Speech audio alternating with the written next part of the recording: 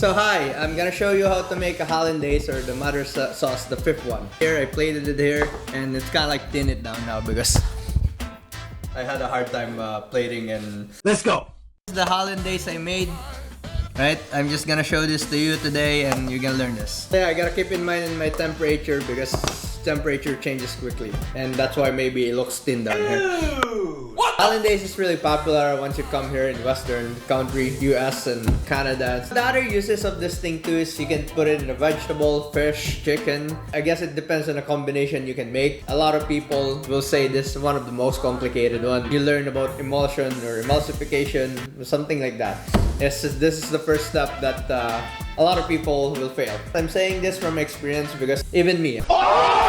It doesn't matter if you learn this a lot, but if you actually don't have an experience making this, you will still fail. I'll explain you now the three components of Hollandaise. Always eggs or egg yolks. Egg yolks has this protein and lecithin that helps to bind the sauce, and that's what it's for. That's why in a lot of cooking or baking, it's used to bind something. Second component is acid or water. If you use water in the start of your Hollandaise, the mixture or the sabayon or something like that, it will be more floppy. But if you use an acid, it will affect the protein and it's not gonna be floppy, but it will be more flavorful, or it has a different impact on the sauce. There's this thing called gastrides. Basically, you reduce an aromatics through a wine or any acid. So yeah, what it does is you're kind of flavoring the acid. You will hear this a lot in beurre blanc or stuff like that. It's used. The acid can be vinegar, wine, lemon juice. The third component is butter. Another thing we're gonna be mindful is the temperature of the things we're gonna use. If you're using an acid or a gastride, is you have to cool it down because if once you mix it with an egg yolk, it'll cook the egg and game over. When you started making Hollandaises, you're gonna learn this thing called bain-marie. It's just hot water bath in French. That's literally what it is. I have 3 pots here. I'm gonna poach an egg. I'm gonna heat up the butter if I have to, and I'm gonna use that as my bain-marie. So yeah, so the first step is egg yolks and water. So basically, we're incorporating an air through whisking this, and we're gonna whisk this just fast. I'll show you the texture when it's ready to go in the sabayon. So there will be the signs to know when it's ready to go on a bain-marie. See how the texture is kind of changing? That's where you know you can put it in a bain-marie now. So the requirements to putting it in a bain-marie is this thing shouldn't be really in contact in the water, and it should be just on top. Alright, you don't want to boil the water to the point that it's hot. It will cook the egg. So once you got this kind of stuff, it's getting close. That's like the texture I want. Once you do it in the process, you're gonna do it so quick. And you're gonna do the same. We're gonna whisk it as hard too. Okay? And you're gonna notice that the texture will change once again. So putting it in a bain-marie like this, it will be on and off. Alright? You don't really want it to be like so hot and stuff like that.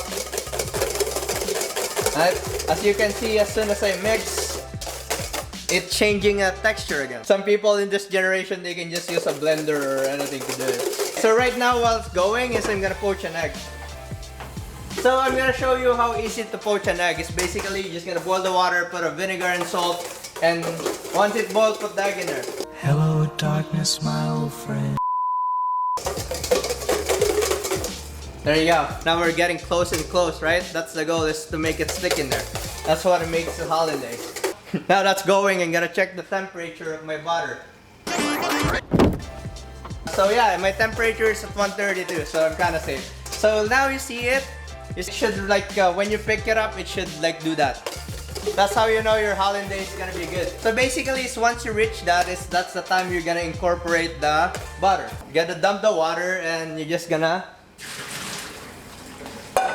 put it back here. Now we're gonna start drizzling the butter into the Hollandaise. We don't wanna go fast. We're just gonna go like little by little, okay? And just like this, okay?